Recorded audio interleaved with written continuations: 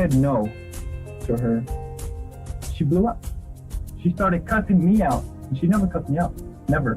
She started cussing me out. She said, well, you know what? I'm going to get somebody else. Cathy Torrez was born in Orange County, California on June 4th, 1973, and grew up in a close, tight-knit family in Placentia, California. Cathy was very outgoing and determined to pursue a career in social work. In September 1993, Cathy's sister, Tina, married a man named Armando Lopez.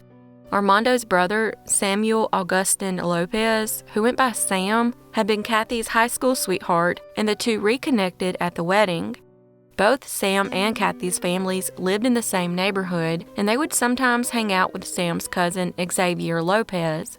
For the next 5 months, Cathy and Sam's relationship would be on and off again until they eventually broke up, and 20-year-old Cathy began dating a man named Albert. Around the time, Cathy was taking a sociology course at Cal State Fullerton and living with her mom, Mary, stepfather, and 3 siblings. She worked at a local drugstore, and after school, she would tutor and mentor needy children in her neighborhood. She was a straight-A student with a love for music and always wanted to help others. On Saturday, February 5th, 1994, Cathy came home that night and couldn't get out of her car. When her brother went out to help her, he noticed she was under the influence of something and her undergarments were missing. Her family found this strange because she had never used drugs before. The next day, her sister noticed that someone had slashed the tires of Cathy's car. However, Cathy couldn't remember what happened to her car, but mentioned going to see Sam after work. She said that Sam had asked her to run away with him and get married, but when Cathy hesitated to answer, he got very angry. The two then got into an argument after Sam spotted a hickey on Cathy's neck that Albert had given her. That same night, a police officer reported seeing the couple arguing and Cathy crying. The officer had given them a ticket twice that night, one for running a stop sign and the other for drinking in a parking lot. 2 days after that incident, Albert tried to take his own life, but thankfully survived, but sadly ended up in a coma.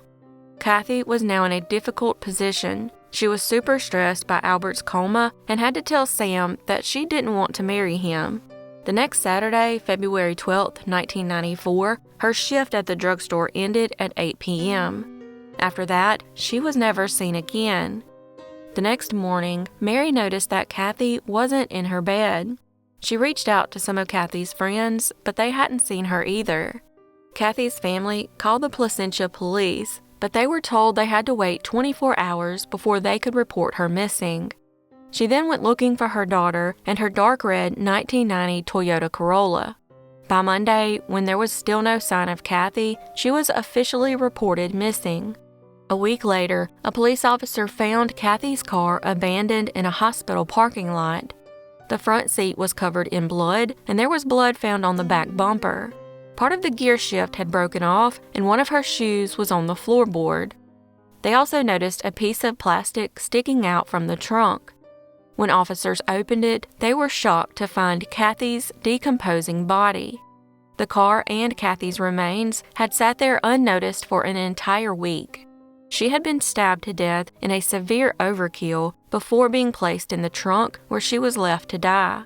There were fingerprints inside the trunk lid and signs that the attack started from inside the car, and it appeared that she tried to run away before being murdered.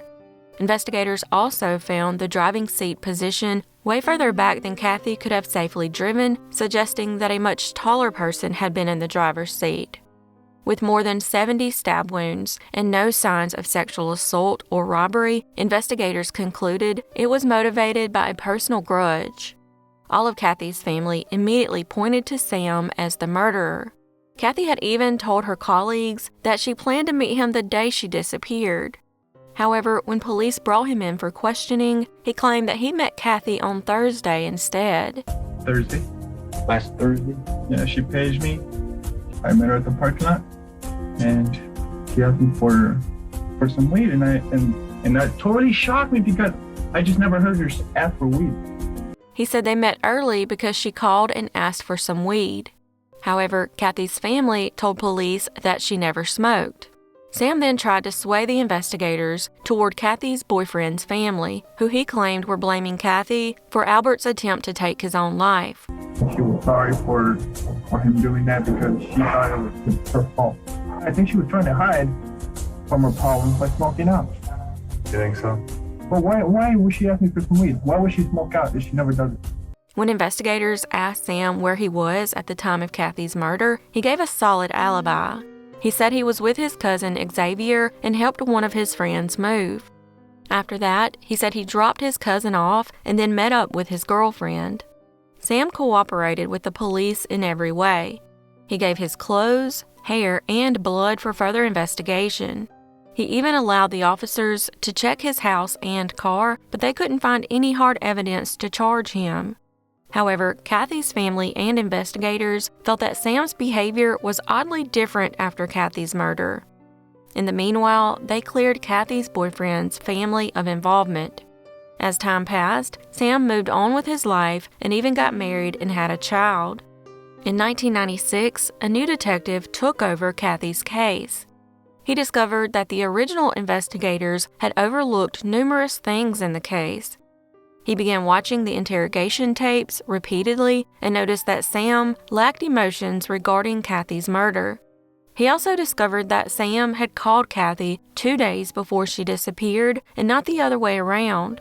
However, Cathy was at the hospital with her boyfriend at the time, which made Sam furious. Her family even provided some letters to the detective that Sam and Cathy had exchanged while they were still together.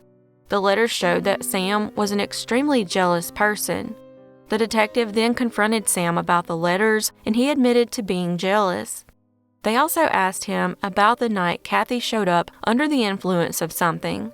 While Sam dismissed doing anything to Cathy that night, investigators suspected that he drugged Cathy and then sexually assaulted her out of jealousy. Since the detective felt that Sam was connected to Cathy's murder but had a solid alibi for the night, he began looking at Xavier Lopez, Sam's cousin. He noticed that the original investigators had failed to take fingerprints and blood samples from Xavier. After sending them off for analysis, the results showed that Xavier's blood matched the blood found in Cathy's car. His DNA also matched the touch DNA found on Cathy's shirt, and Sam's DNA was found on the driver's side door and the steering wheel. They also matched Xavier's fingerprints to the ones found in the trunk. They questioned Xavier, who said that he had never been in Cathy's car or anywhere around it. He was then arrested for the murder of Cathy, but the DA declined to file charges because he felt that the evidence wasn't sufficient and there was no clear motive. In 2007, Cathy's socks and shirt were all tested again, and Xavier's DNA was found on both items. At this point, they felt they had enough evidence to make a case, so they arrested Sam, Xavier, and Sam's brother Armando on suspicion of murder. Armando was arrested because he knew what Sam did and persuaded him not to report the crime to the police. At Sam's trial in 2015, the prosecution said that Sam was angry that Cathy said no to running away to elope with him.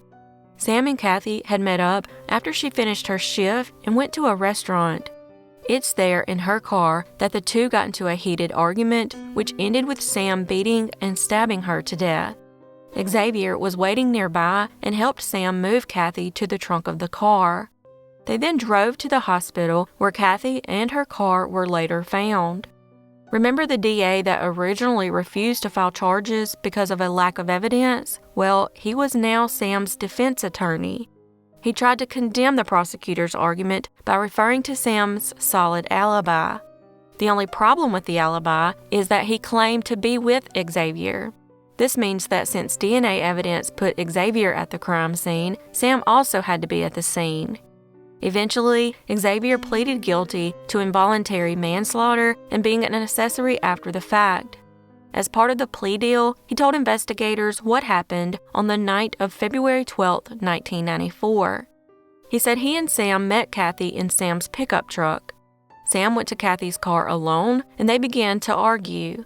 The cousin heard Cathy screaming and went to help her. That's when he found Sam stabbing her to death and tried to pull Sam off of her, but accidentally cut his hand, which led to his DNA being at the scene. He then helped Sam put Cathy in the trunk and then drove the car to the hospital parking lot where they left it. In the end, Xavier was sentenced to 4 years and 8 months. Sam's brother Armando pleaded guilty to dissuading a witness and was sentenced to a year of probation. As for Sam, he was found guilty of first-degree murder and sentenced to 26 years to life in prison. At sentencing, Sam apologized to the Torrez family and took full responsibility for the murder. He was eligible for parole in March 2023 but was denied. He will be up for parole again in 2026.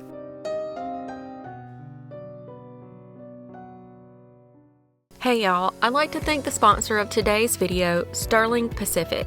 Let me tell y'all, I knew as soon as I took the luggage out of the box, it was far superior to any other luggage I've ever owned, especially these leather handles. Usually handles are the first thing that breaks on me, but I can already tell these are definitely gonna last. That's what Sterling Pacific is all about. They make ultra-premium luggage for pilots and all you frequent flyers out there. They have worked tirelessly to design and engineer the perfect aluminum luggage with attention to detail and no expenses spared. With the full aluminum design, you get full aluminum parts and not those darn cheap plastic parts that other luggage manufacturers use.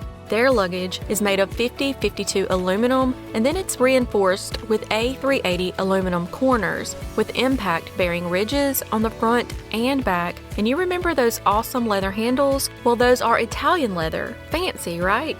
It also has 2 oversized wheels chosen for maximum control instead of 4, which can have difficulty on rough and uneven terrain. This seems like a good time to mention that I'm heading to CrimeCon next month, and I'll definitely be using my new Sterling Pacific luggage. While Sterling Pacific's luggage may not be the most affordable option out there, it offers a unique experience for those seeking something different who aren't willing to compromise on quality. But y'all know I have your backs, right? So in order to make it more accessible, Sterling Pacific has provided y'all with a special offer. A $300 discount code by using my code SOUTHERN when making a purchase at sterlingpacific.com/Southern. By taking advantage of this offer, you'll not only get a great deal, but also support the channel. So what are you waiting for? Visit sterlingpacific.com/Southern now.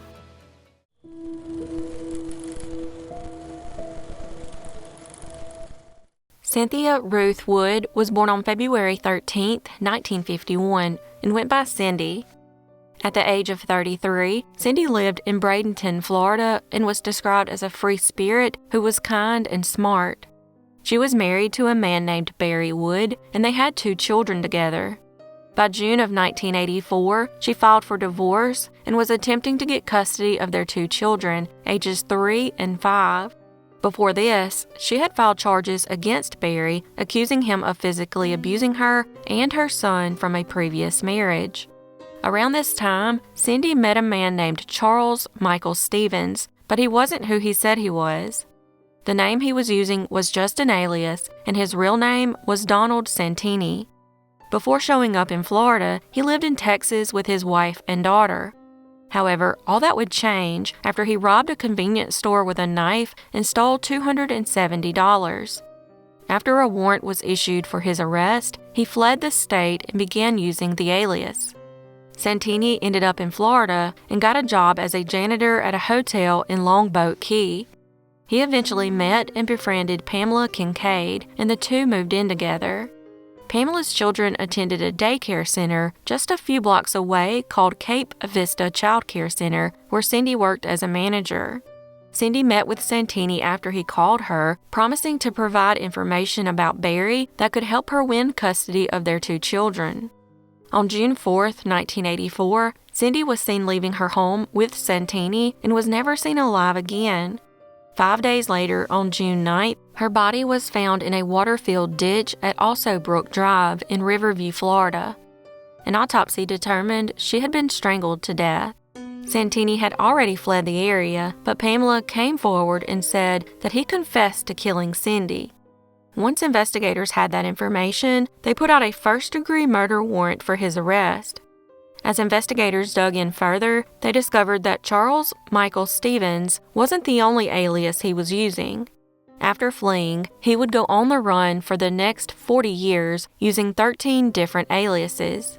As the years went by, he was featured on America's Most Wanted in 1990, 2005, and 2013. Santini's trouble with the law began in 1978 when he was convicted of sexual assault while serving in the U.S. Army in Frankfurt, Germany. Upon returning to his home state of Texas, he was charged with aggravated robbery concerning the convenience store robbery. He confessed but then fled to Florida. Santini eventually wound up in San Diego, married once again, and had another daughter who is now grown. This picture here is with his most recent wife, taken in 2013. In 2018, Santini was interviewed by ABC San Diego after 2 people died in an apartment building that he managed. In early June 2023, Santini was finally caught by federal agents in San Diego, California, after he applied for a passport using one of his many aliases. At the time of his arrest, he was living under the name Wellman Simmons in Campo, California. While awaiting extradition in California, Santini also wrote a 15-page letter to the KGTV news station in San Diego. In it, Santini said he had an abusive childhood and admits to sexual assault, but later claims he has since been to therapy. And while he doesn't mention Cindy in the letter, he does end it by saying that he is sorry for all the wrong he has done in his life. Santini is currently in jail awaiting trial.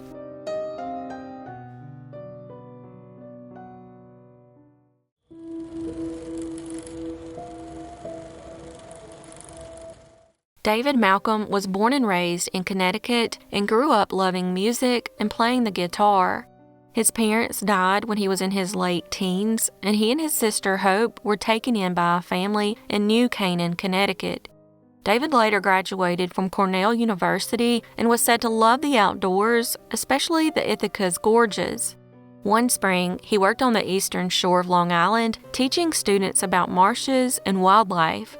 He had also traveled extensively after college, touring around India and the Far East, where he became interested in meditation. In the late 1980s, David began helping those in need by working in a psychiatric home and at a suicide prevention and crisis service, where he counseled troubled teenagers and gave the homeless a place to sleep. In 1984, he was hired part-time at the Red Cross Emergency Community Shelter at 717 West Court Street in Ithaca, New York. 2 years later, 26-year-old David was given a full-time position. The shelter was known for taking in homeless people who were recently released from prison and people who had lost their homes to a house fire and had nowhere else to go. On February 11, 1987, David was working a 24-hour shift at the shelter alone. The next day, he was tragically found stabbed to death inside the shelter's office. Investigators theorized that David was most likely murdered during the afternoon of the day before.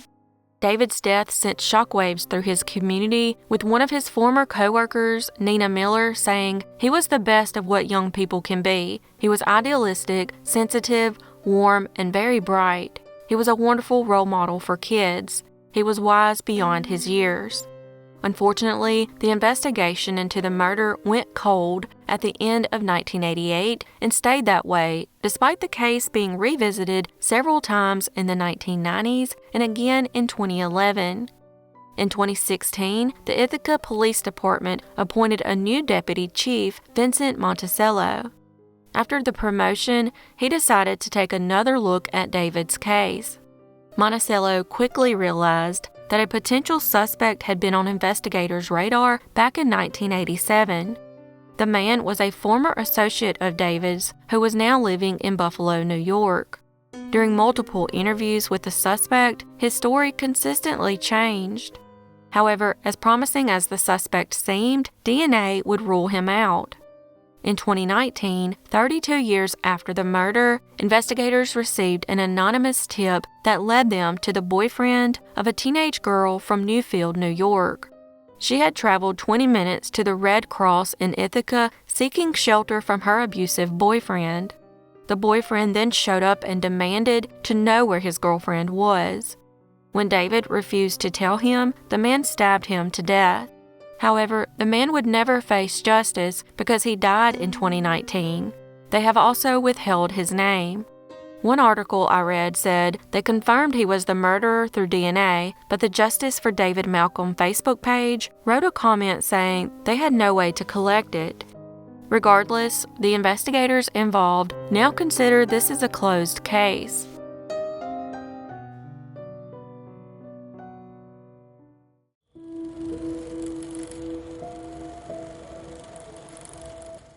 This next case brings us to Quebec, Canada, where 19-year-old Guylaine Potvin was a college student living with two other female students in an apartment on Panay Street in Jonquière, a borough of Saguenay, Quebec. On the night of April 27, 2000, Guylaine's roommates were away, leaving her alone in her apartment. Sadly, the next morning, she was found beaten, sexually assaulted, and strangled to death. On July 3rd of the same year, a Laval University student woke up to a man strangling her. She was then sexually assaulted and left for dead. When she regained consciousness, she was thankfully able to call 911 and survive the horrifying ordeal. DNA traces found at the scene linked the two crimes to the same suspect. However, they were unable to find the suspect, and the cases would go unsolved for the next 22 years. In 2009, a man named Claude LaRoche, who had been a suspect in the case, was finally cleared after his DNA was compared to the DNA found at the crime scene. In 2018, the case was reopened when a 5-person cold case unit enlisted the help of 25 more officers with the Quebec Provincial Police. In 2022, using advancements in DNA, the killer was finally identified as Marc-André Grenon. He was subsequently arrested and charged with first-degree murder and sexual assault. He's also charged with attempted murder and sexual assault stemming from the attack in July 2000. Over the years, Grenon has been arrested up to 20 times between 1993 and 2006, with the largest sentence being 3 months in jail. Police are now looking into the possibility that he might be involved in numerous other crimes against women from 1993 to 2022. Hopefully, he will finally be put behind bars for good so he can never hurt another innocent person.